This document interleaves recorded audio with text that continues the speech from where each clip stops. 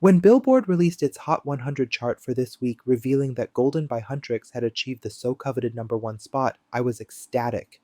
This marked the first time that a girl group had reached #1 in the chart since 2001, when Destiny's Child achieved its last #1 single. More excitingly, it was the first time that a K-pop girl group achieved the top spot. I was expecting others to be excited as well, but what followed after was unexpected.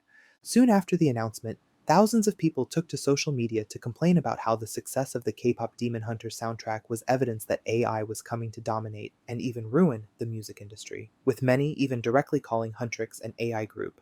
The hate train got so bad that the people who worked on the movie, including Ray Ami who voiced the character Zoe, spoke up on social media to remind fans that Huntrix is not an AI band. This controversy really piqued my curiosity. The K-pop Demon Hunter soundtrack was entirely written and sang by real humans. It's true that the characters singing the songs weren't real, but the voices behind them were. So why the controversy? Especially since it wasn't even the first time that we've seen something like this happen.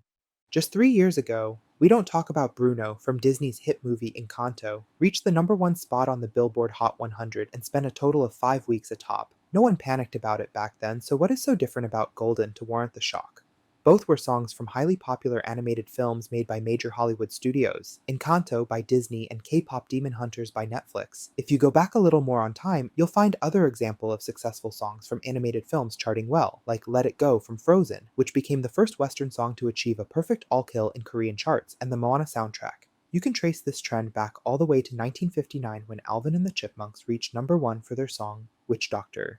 Yes, that Alvin and the Chipmunks. So, all this to say, animated feature soundtracks have been charting well for decades. So why this psychosis now? Could it be because it's the first time that a non-Western group is achieving this? Or maybe are people just a little too panicked about AI now?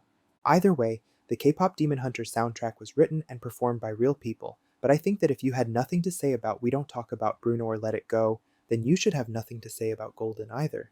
Do you agree? Share your thoughts in the comments below.